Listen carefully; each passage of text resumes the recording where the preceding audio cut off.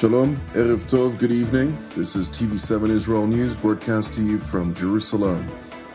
Israel reiterates its determination to disarm the Islamist Hamas terror organization, a commitment echoed by the United States at the UN Security Council.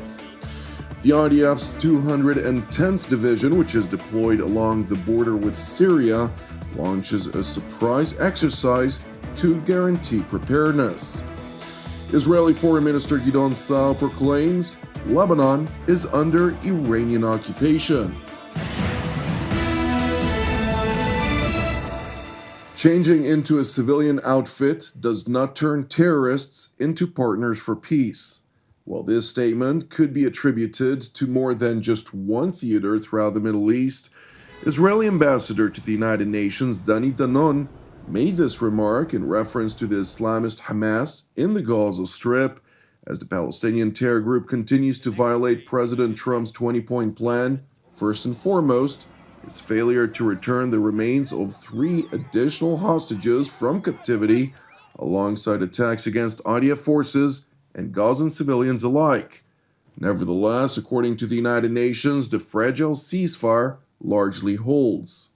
With the ceasefire largely holding, the United Nations has redoubled efforts to mobilize and scale up humanitarian assistance, seizing the moment to reach the population where they are.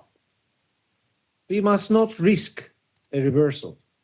The coordinated international effort needs to be expanded, both in immediate terms to consolidate the ceasefire and over the longer term to realize a more secure and just future for all. But the bodies of 3 hostages have yet to be returned, with families waiting in agony for that day to come. The bodies of the deceased hostages must be returned immediately. The decisions made now will determine whether the ceasefire endures or unravels. The first phase of the ceasefire must be fully implemented. And I urge the parties to urgently reach an agreement on the modalities to implement the next phases. The challenges remains immense, but the cost of failure is unimaginable. We have the tools to lay the foundations for success, but the work ahead demands an unwavering commitment from everyone. It is worth noting that the Palestinian observer to the United Nations, Riyad Mansour, despite the Palestinian Authority having no control over the Gaza Strip for a better part of 2 decades now, seized the opportunity to rebuke the state of Israel nonetheless, absent any foundation to its conspiratorial allegations. Israel seeks the collapse of the ceasefire as it continues to pursue the 3 things that President Trump's plan denied it: forced displacement, occupation, annexation. It is trying to achieve this aim by stalling the entry of humanitarian aid, by resuming its attacks, and most importantly, by trying to entrench the yellow line or even to advance beyond it. The ceasefire must be upheld and respected in full. Nothing can justify that 1,000 Palestinians have been killed or injured since the onset of the ceasefire. The United States pushed back at the baseless accusations, stressing its unwavering commitment to Israel's security and the demilitarization of the Gaza Strip. Moreover, the deputy ambassador to the world body called on the international community to help fund the International Stabilization Force after the majority of countries merely supported the President Trump's 20-point plan just by words rather than proactive action. We invite member states ready to act through the Board of Peace to step up and pledge personnel, equipment, and funding for the ISF. Stability will require burden sharing, and your support will help make President Trump's vision for peace a reality. The ISF will help create a Gaza free of terrorist rule and safe for aid and investment by protecting civilians. This includes humanitarian operations and coordination to secure humanitarian corridors. The United States remains unwavering in its commitment to Israel's security and the demilitarization of Gaza. The recent strikes by the IDF on Hamas targets were in response to Hamas operatives violating the ceasefire. The United States recognizes Israel's legitimate security concerns. Israel's ambassador to the United Nations opened his remarks by reaffirming Jerusalem's commitment to President Trump's 20-point plan. Israel will continue to honor its commitments under the plan, but we will not hesitate to neutralize immediate threats to our citizens and our soldiers. We remain focused on achieving our goals, bringing our fallen hostages home, and ensuring that Hamas is disarmed. We are still waiting for the return of the bodies of our 3 fallen hostages so that they can be given the dignity of a proper burial.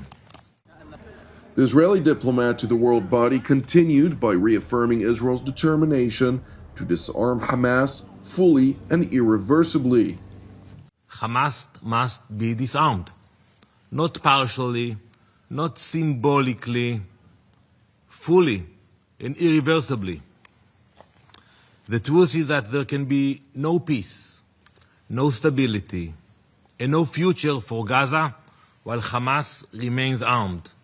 That must be the focus of the international community. In the wake of the ceasefire, the world has seen that Hamas, what they do to the people. You saw the pictures where they publicly execute Gazans in the streets, crushing dissent, and silencing anyone who questioned its rule. As we speak, Hamas is attempting to assert its control over parts of Gaza. Israel will not allow terrorists to rebuild or reposition.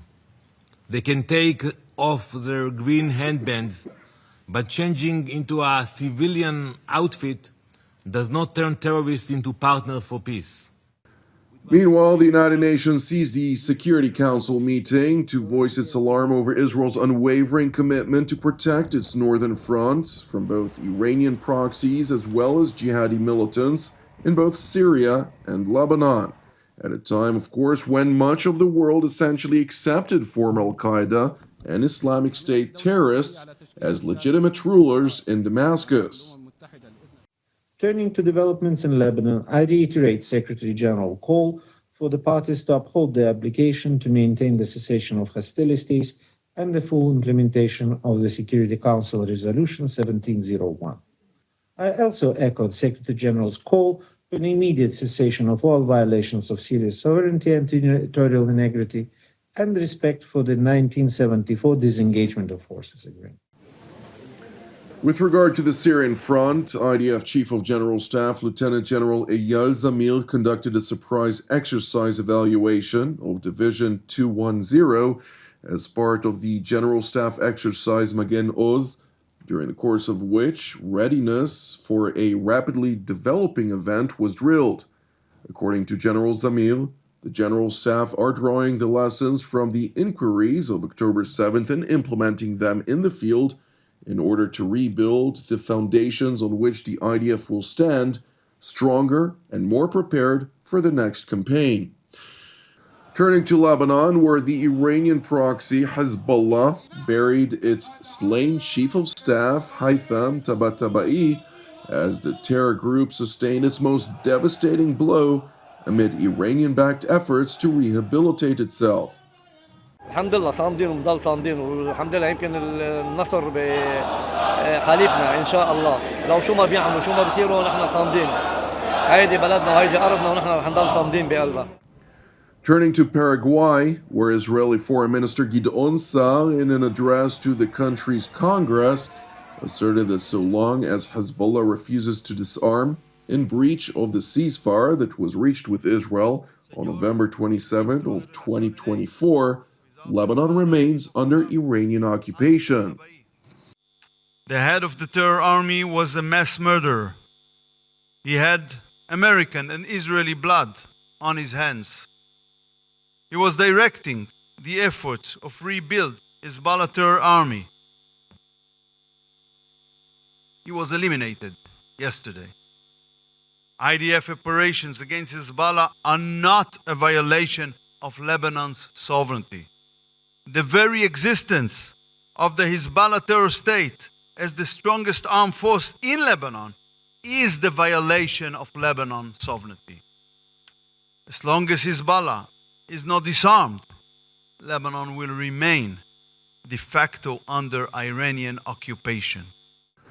Regarding the bilateral relations between Israel and Paraguay, Foreign Minister Gideon Sa'ar praised the South American nation for its close relations with the State of Israel and pledged Jerusalem's commitment to assist Asuncion in all sectors of its qualitative edge.